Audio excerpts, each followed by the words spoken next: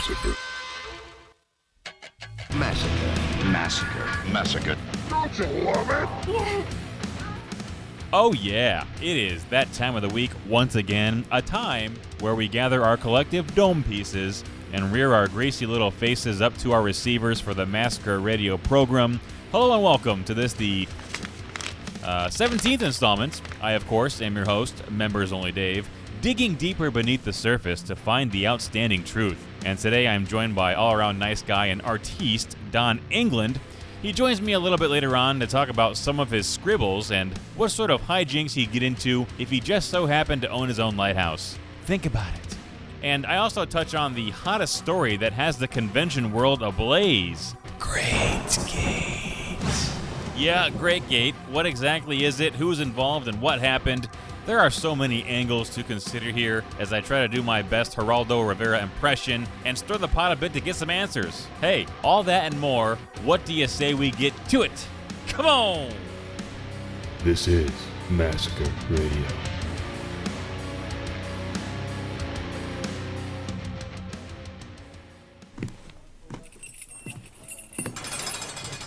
All right, listen here, friendo. You get one phone call, so you better make it count. I don't know any numbers off the top of my head. I haven't the slightest clue as to who to call. Look, figure something out or don't. I don't care. You've got a minute, okay? Okay. Let's see. What was that number I'm trying to remember? Was it... Please. Oh, it's ringing. You've reached the Massacre Radio voicemail. Oh, God damn it. It's a crummy radio station. What the hell is Massacre Radio, and why did he sound like that? Back on our airwaves. Thank you.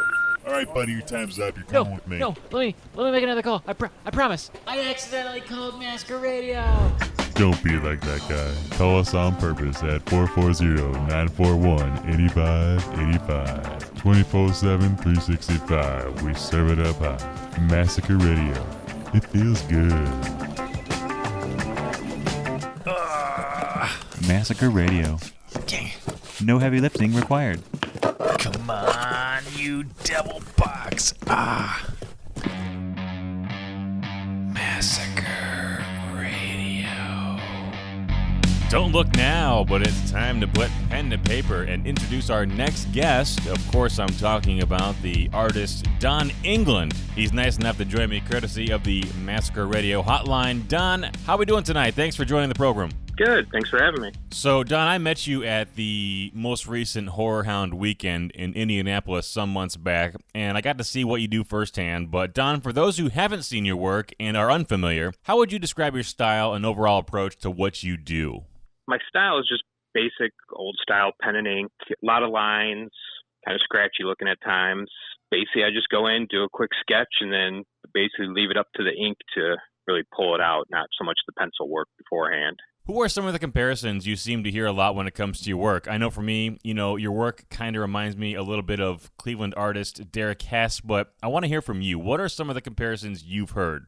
The one that people bring up the most is Bernie Wrightson, but I'm not even close to that level of skill. But it's a nice compliment when they say that. He's probably the main one that people bring up just because, I'm doing a lot of line work. Take me back to the beginning here, Don, because I know you're a product of late-night 80s television. So tell me, what are some of the programming you watched back then that you think had a major impact on the artist you became today? When I was a teenager, I watched Night Flights all the time on USA Network. It would play on Fridays and Saturday nights, and it would play for hours. They would show movies, music stuff, like different punk and different things, shorts, and it would just play, and then it would loop again. I'd watch it, as much as possible if I wasn't recording it or whatever. They would play stuff like Andy Warhol's Dracula and Frankenstein, or Rock War, or whatever it's called, just different things like that. And the things I was seeing on there, I wasn't seeing on other channels, so that really piqued my interest quite a bit. And then the other, late night TV, you had HBO and different Cinemax showing horror movies, Friday the 13th or whatever was popular at the time. I ate it all up. In the brief time I spent around you, Don, at HorrorHound, shooting that video and just talking to you, interacting, you kind of struck me as a late night with David Letterman type of guy, huh? Haven't had that before, but no, I've listened to it, I've watched them, but yeah, not a talk show guy. Don, you're an artist who's had your artwork on a number of different items and merchandise, including, but not limited to, a soda. So I have to ask, when you drink a soda that has your artwork on the bottle, does it make it taste that much sweeter, Don? It might. It's vanilla root beer. That was my flavor. That was for Dead World Soda, the comic book Dead World. They were doing sodas. They had a bunch of different artists do a label, a label for each one. So that was mine. As of this interview, there are a total of 67 items posted to your Etsy account. A lot of variety of stuff, drawings, pins, t-shirts, but I wanted to know why you haven't expanded your talents into the world of silicone and tried your hand at special effects and makeup. Is that something you would find appetizing, Don? I tried some of that when I was younger, and then just wasn't my thing, but I did pick it up again probably about 20 years ago, and I worked on a local film, Lurking Terror, by some local people. It just wasn't my thing, the whole movie thing. I'd rather sit behind a table and just draw pictures. Don, everybody's different when it comes to getting in the creative mindset, and I kind of asked this to a lot of the creative types that join us on the show. So what are some activities or things that you like to do to get yourself into that mindset, to put pen to paper and get those creative juices flowing? You know, for some, it might be a bag of chips. They like to smoke weed. They maybe do their best thinking when they're in the shower. What works for you?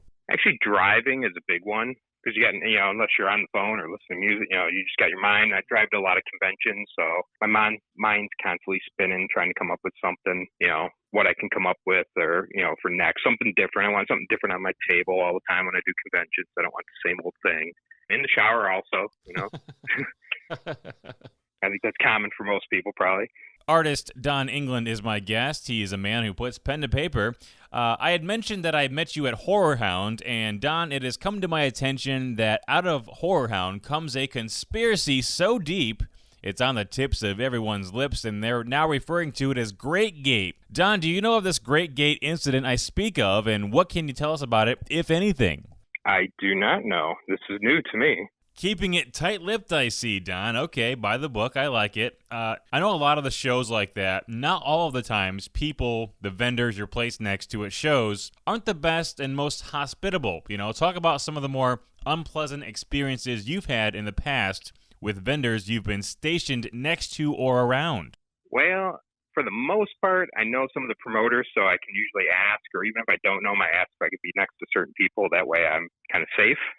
Mm-hmm. Years ago, I remember one guy had a taser. So that thing was going off for hours every day. Anybody that walked by, he wasn't tasing people, but he was just setting it off to show people. That was pretty annoying. They finally shut that down after about a day and a half. The only other one, for the most part, the biggest thing is people that just take up too much space. You come in, you get a 6-foot table, try to set up, where you're not into their space, and some people they get there early and they just take up the maximum space, go out into the aisleway and everything, and give everybody their space, Don, it's like that old saying, you give people an inch, they'll take a mile. I also wanted to ask you about the publication Eerie Tales. I know you do the cover for them, and that there's a lighthouse somewhere on every cover, and I gotta know why the lighthouses, Don. Where did this affinity for lighthouses come from? Well, it's the Great Lakes Association of Horror Writers.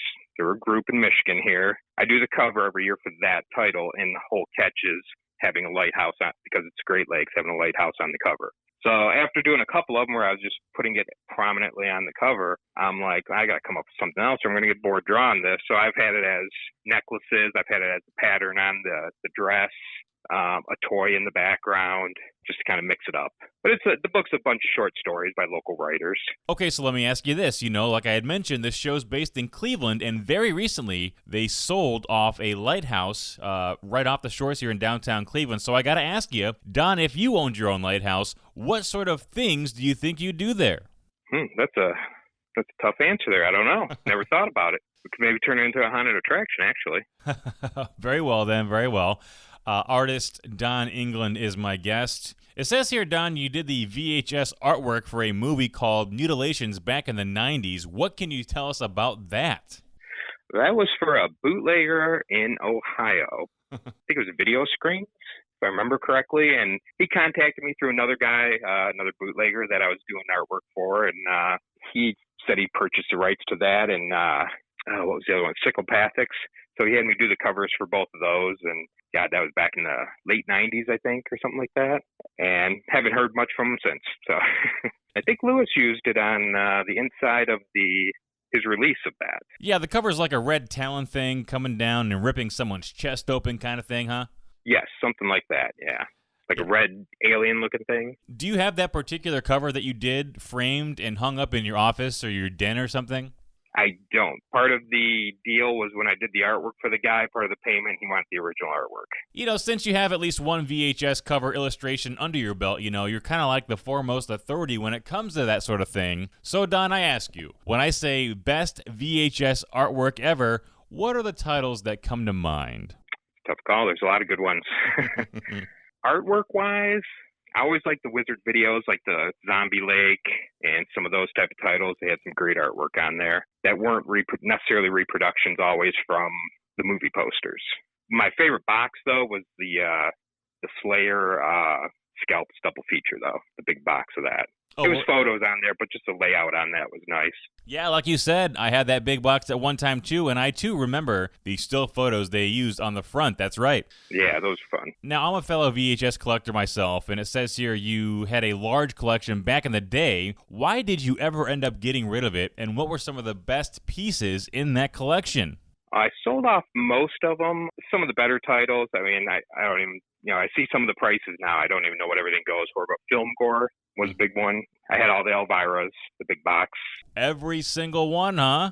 Yeah. I got I Spit on Your Grave. I've got the Bloodstalkers, Corpse Grinders, just some oddball titles, the Evil Dead and the Clamshell.